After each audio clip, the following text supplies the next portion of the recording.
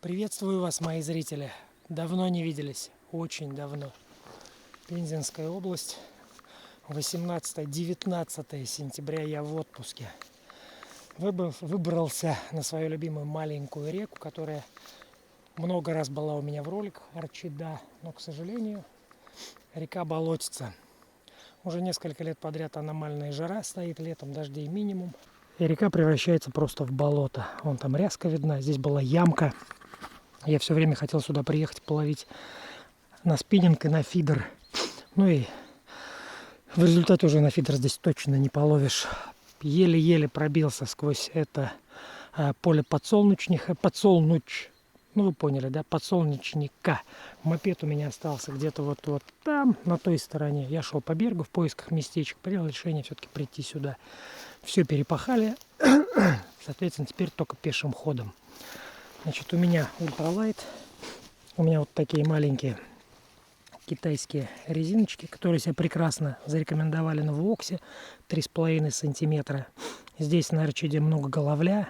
Окушок должен быть. Ну вот я хотел половить окушка, но буду ловить того, кто будет клевать. Значит, давайте потихонечку. Голавлик уже есть на течении, я видел. Уже все это опубликовал в своем телеграм-канале. Кто не подписан, приходите, подписывайтесь. Бесплатно абсолютно отчеты о рыбалках из разных регионов России. Ну и другая интересная информация. Кроме ультралайта нет ничего, поэтому полазию. Уверен, что-нибудь поймаем.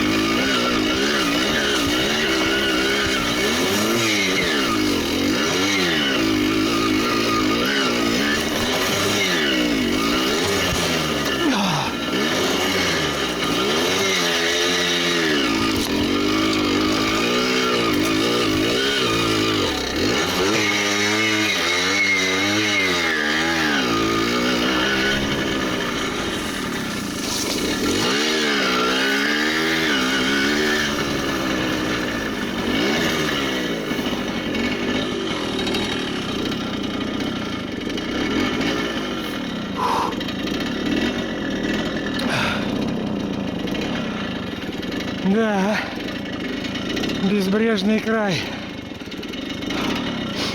И здесь все в ряске.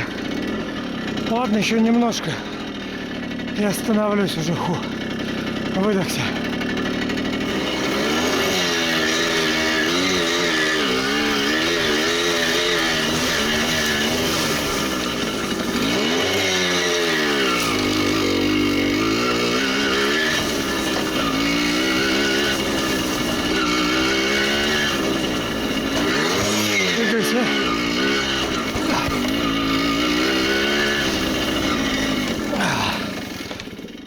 Не доехал до цели своего визита.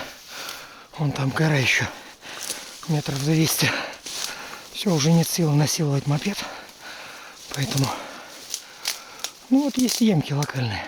Пешком еле прошел, это до угла еще даже не дошел.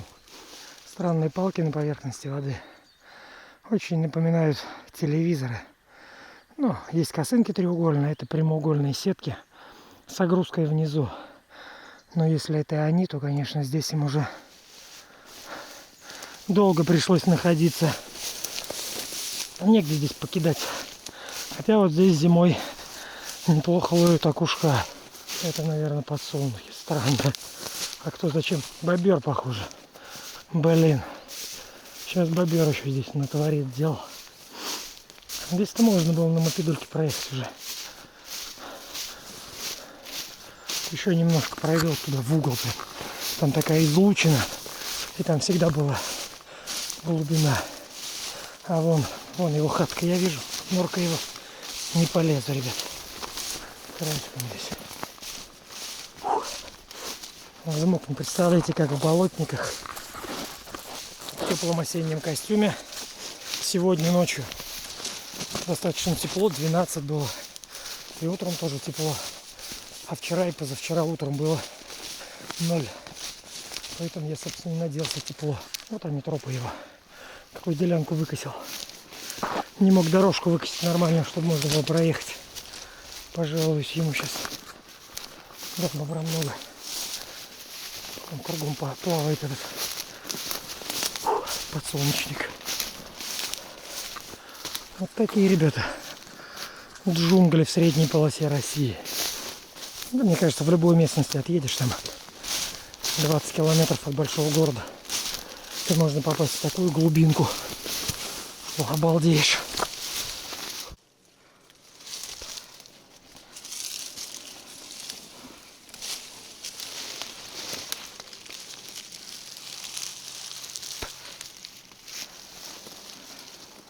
Красноперка, да, похоже, ходит. Ну что, ловись, рыбка большая и очень большая, да. Закинуть бы еще. Уваживать как, а это потом подумаю.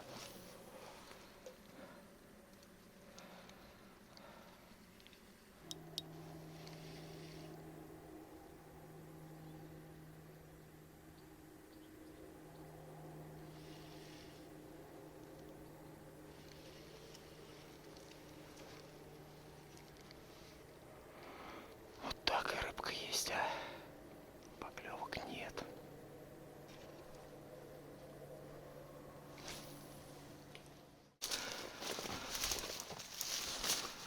Да. Раньше здесь везде была вода. Здесь была огромнейшая яма. Я все хотел приехать вот с той стороны половить на фидер здесь. А он что-то... А, бобер. Мать его. За егоную лопату. Вон дрянь какая. Видите? Все, вот пошел. Сучок. Сейчас мне все работу распугает.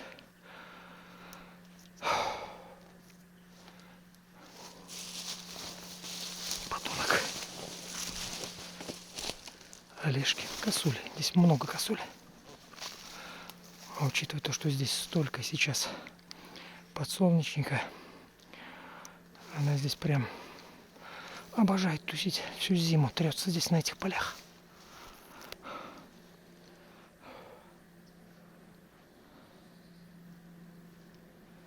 Не знаю, по мне река вообще выглядит безжизненной. Раньше была такая речушка. Светлая вообще просто. Обожаю ее. И тут вот раз и засуха за засухой. Кто бы что ни говорил, но на самом деле погода здесь сломалась, как только в Сочах пробили горы. Все, на следующий год уже было жарко. А уж не знаю, с чем это связывать. Просто констатирую факт.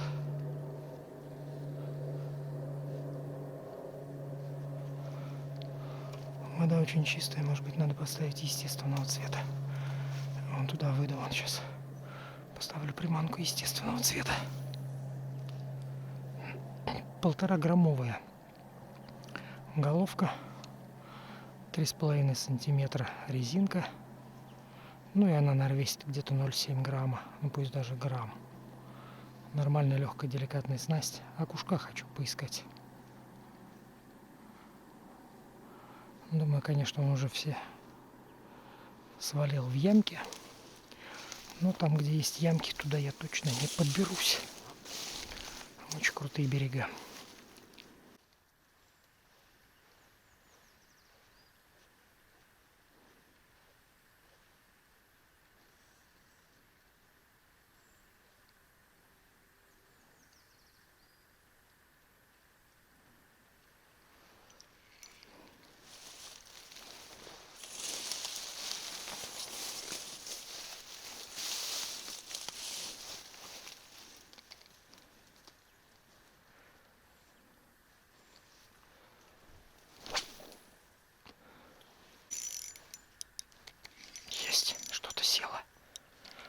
белую приманку.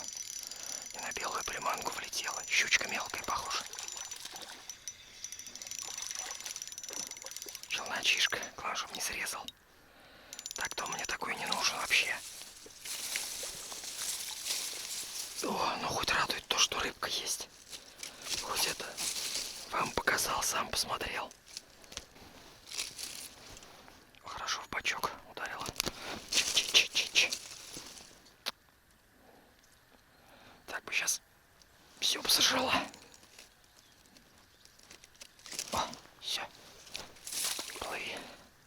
Ну, радует хоть, что рыбешка есть. Вот явно цвет беленький ей понравился. Ну, пробуем дальше. Есть. Окунек. Подобрал. Один раз ударил аккуратненько так. Дал ему слабиночку, и он догнал и сел. Братюшка, надо тебя извлечь осторожненько. Ага, положу пока в садочек, у меня садок есть. Потом глянем.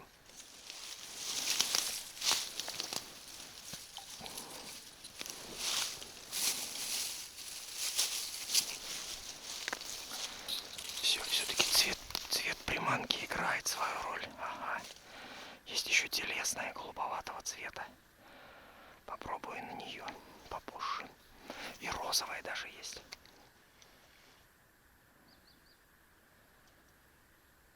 Внизу хищник, сверху красноперка атакует шнур.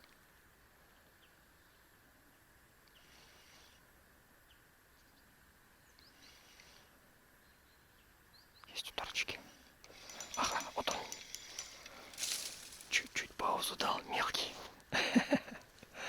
Но, извиняйте, у меня и приманки не сильно крупные. Ой, чуть не нырнул. Здесь глубоко сразу под берегом. Для массовки пока. Долго парит в толще воды. Красноперка здесь, окунек там. Где-то вот здесь бровка под берегом прям. Травка, вот он постукивает в этой травке.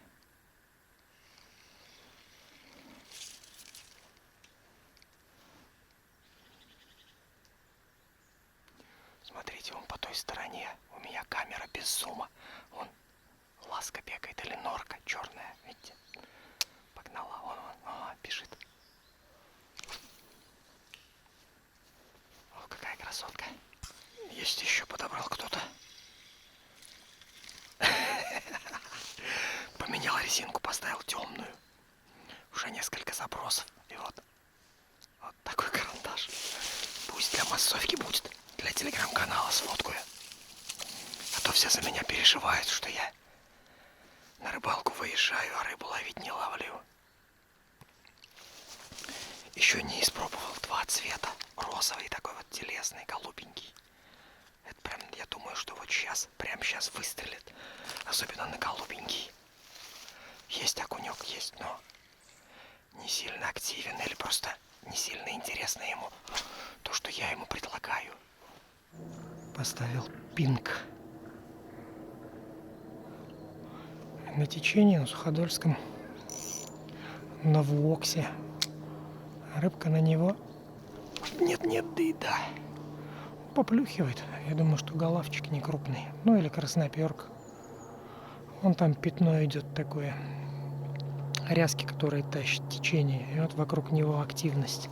Ну, красноперка. Я говорю, сейчас поплавочную удочку, пожалуйста, червяка или опарыш. Ты ее наловишь здесь, тьма тьмущая. И голавь будет в прилове, кто угодно. Стараюсь намеренно говорить в полголоса потихоньку. Для того, чтобы тем, кто смотрит мои ролики, досталось больше звуков природы, которая пока еще не затихла. О, видите, плюхает. Может быть, челночок пугает их. Рыба есть. На самом деле я должен был уехать туда, еще выше, гораздо дальше. Но я не проеду. Уже позвонил брату. Вот он говорит, нет, вариант один — объезжать где-то, и то велика вероятность, что ты также упрешься вот в эти в поля засеянные. Придется бросать мопед и идти пешком. К сожалению. Поэтому, может быть, в планах дальше это будет. Я еще на родине первую неделю, только неделя не прошла даже. Сегодня пятница, завтра суббота, завтра в рыболовном магазине у меня встреча с желающим поговорить о фидере. Анонс сделан. Не знаю, кто придет, не придет, но я поеду. Удочка фидерная у меня с собой. Здесь у меня кайдочка, с которой я начинал свою фидерную деятельность. Вот, катушечки, покажу кормушки. Главное, чтобы людям было это интересно. А с воскресенья на понедельник мы приняли решение с одноклассниками, поедем на реку Хопер. Она здесь не очень далеко. Товарищ у меня не так давно был. Летом ходил в сплав по Хопру. Спросил у него, есть ли у него там какие-то перспективные места. На примете он сказал, что есть. Поехали. Огромная, говорит, песчаная коса. И на доночку сможешь порыбачить. И мы, говорит, спиннингом покидаем. Поэтому я постараюсь поснимать. Камеры у меня с собой все есть, за исключением штатива. Постараюсь поснимать, потому что, как правило, это встреча школьных друзей. И там, кроме рыбалки, много чего бывает еще. Парни все гонят, делают благородные напитки, наверное, так будет правильнее сказать. Поэтому каждый привезет на дегустацию. Хотя я... О, есть, у вас на глазах сел. Хотя я и не пью, но будет сложно им это доказать. И, соответственно, они могут пить. Я не против. Вон рясочка, о которой я вам говорил. Видите, вокруг нее всякие телодвижения происходит. Красноперочек, головчик, может, подъедает. Чего ж они там ищут? Может, жучков каких сбивают. С ряски, может быть, саму ряску едят. Поплавочка меня не интересует, если честно. У меня есть, я купил 2 4-метровых. Но хочу поехать на лесное озеро половить карася. Хотя все мне говорят, не надо, не езди. Там удается ловить только браконьерам, сетями. Но, ребята, я же не всегда езжу за рыбой. Я частенько езжу для того, чтобы просто побыть наедине с природой. Тем более это удаленное озеро. Конечно, можно приехать и обнаружить там компанию пьяных мужиков, выбирающих сети. Хотя ехать туда достаточно сложно. Вот. А можно приехать и провести прекрасное время наедине с природой, с тишиной, посмотреть на экзотических птиц, которые там иногда появляются. Именно там я видел орлана белохвоста. О, видите что, щучка. Вот, сейчас прогуляюсь все-таки аккуратненько на ту сторону. Там видно вход в ямку, здесь выход из ямки. Надо попробовать еще и там. Сейчас просто определюсь с тем, все-таки какая резинка более-менее работает. Пока вот фаворит белый цвет. Но я еще не ставил телесный. Ну, не телесный, а такой естественный, голубовато-белый. Поставлю ее. Может быть, она лучше себя покажет. Вот, и хочу уехать. Ехать далеко. Нужна лодка. Как ее вести на мопеде, пока не знаю. Но вот буду встречаться с одноклассниками. У товарища вроде как есть там маленькая лодочка. Попрошу у него.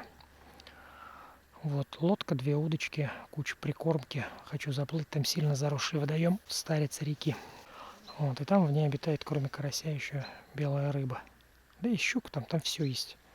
Но в силу того, что это сильно заросшее, ловить там крайне сложно. Еды там хватает. Здесь в последнее время не принято мыть мотыля и ловить на мотыля. Я уверен, что карась бы сейчас оценил мотыля. Соответственно, надо выплывать, делать окошко в зарослях, кормить, делать это вечером, а утром уже на зорьке выплывать ловить. Тут, конечно, есть моменты, как добраться, на чем выплыть. Ну и второй момент – холодно. Ночью реально холодно. Это уже 3 дня подряд было почти 0 утром. Это сегодня 12 вроде как. Смотрите, что делает. Я его, значит, вон они какие. Я их там ловлю, а они вот где малька гоняют. Да это что такое-то? Ни стыда, ни совести. Вон что творится. Окуня нет, елки-палки.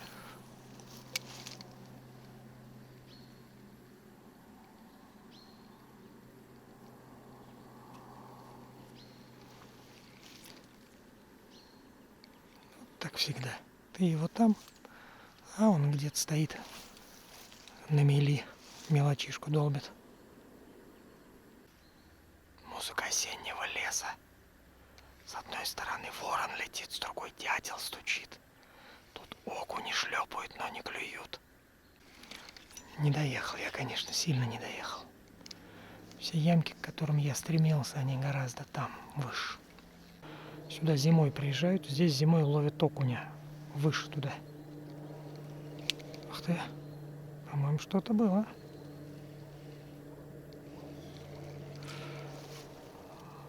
Он скатится позже, уйдет туда. Там такие ямки 5-6 метров. Бывает, народ приезжает, в первый день прям хорошо ловит, потом вся деревня, все село об этом узнает, все туда едут, тоже ловят, и все.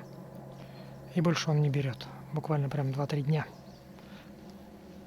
Нет, всего, конечно же, не выбивают. Выбивают сильно, но он все равно есть здесь.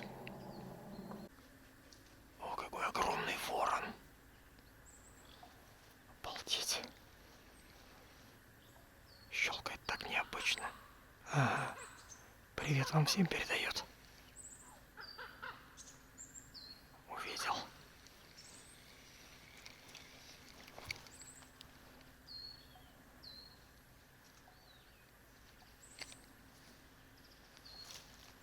Очень необычная птица.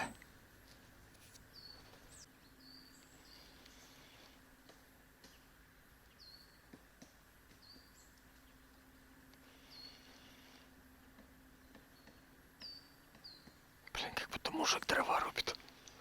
А это, похоже, дятел там. Орудует. Крупный какой-то.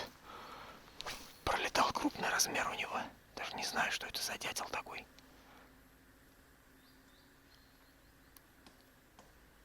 Очень много дубов.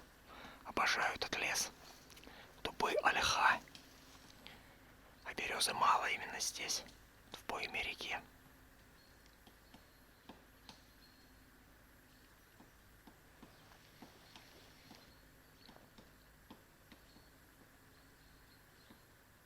Поэтому не хочу громко разговаривать. Послушайте лучше вместе со мной, как будто рыбка была.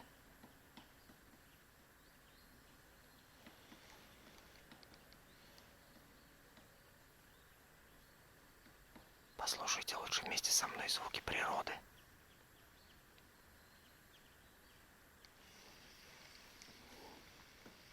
Малька очень много в траве. Поставил виброхвостик белый. Тоже китайский, тоже 3,5. Вот долбит, а. Плотник с крыльями.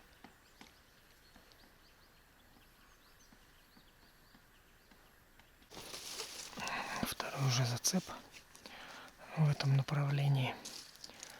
Я думаю, что будет второй обрыв. Да, на глушняк.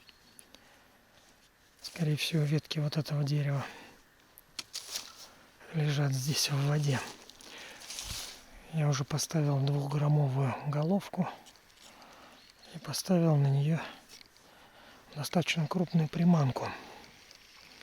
Мелочишку уже не хочу терзать. Плюхает по-прежнему там белая рыбка. Вон, поставил такую танту белую, оторвал. Да ну нет. Река как будто говорит, хватит. Давай, Алёша, иди. Прям заброс на новую головку. И сразу же зацеп. Похоже, как половодка тянула карчи и сюда прибила. Блин. Но я же кидал здесь 1 000 000 раз. И зацепов не было. Оп, все, обрыв. Но больше не буду тогда вязать. Все, буду собираться домой. Ну что, мои дорогие подписчики, я на самом деле вам очень признателен и очень вас благодарю за то, что вы остаетесь со мной, несмотря на то, что я не публикую никакие ролики. У меня есть материалов много. Что-то вот, как и сейчас, такое разведочное никакое. Что-то более-менее интересное будет. Я буду публиковать. Буду публиковать только на Ютубе, потому что я считаю свою аудиторию на Ютубе самой умной, самой преданной, самой продвинутой, самой именно такой, за которую нужно держаться. Я вас очень всех люблю. Значит, рыбалку я закончил. Ну, вы сами видели, что челночка я выпустил сразу. Здесь у меня 3 окушка, по-моему, мелочу. Да, вон они, микрухи. Сейчас для телеграм-канала сфоткаю и, конечно же, их отпущу. Кошкам я не беру окуней. Вообще, я считаю, что кошкам есть речную рыбу противопоказано. Паразиты в ней присутствуют. Собственно, на этом все. Разведочный выезд такой вот. Главное что? Главная любимая река. Да, не проехал туда, куда мне надо. А надо мне гораздо выше, ребят. Километра 4 точно выше по реке. Там река очень извилистая, очень сильно петляет. И там есть ямы, очень интересные ямы. Я не знаю, доеду я или нет. Я, конечно, попробую проехать где-то верхом через гору. Но, как сказал мне брат, что там тоже все перекопано, ты упрешься и никуда не поедешь. Значит, послезавтра у меня хоппер, спиннинг и, я надеюсь, фидер. А потом карась. Погодка вроде как сломается, дождик придет, чуть-чуть польет. Но мне надо лодку найти. И, собственно, обязательно выберусь. У меня пока есть время. На этом все. Эта серия заканчивается, но я с вами не прощаюсь, потому что мы обязательно увидимся для вас буквально через секунду.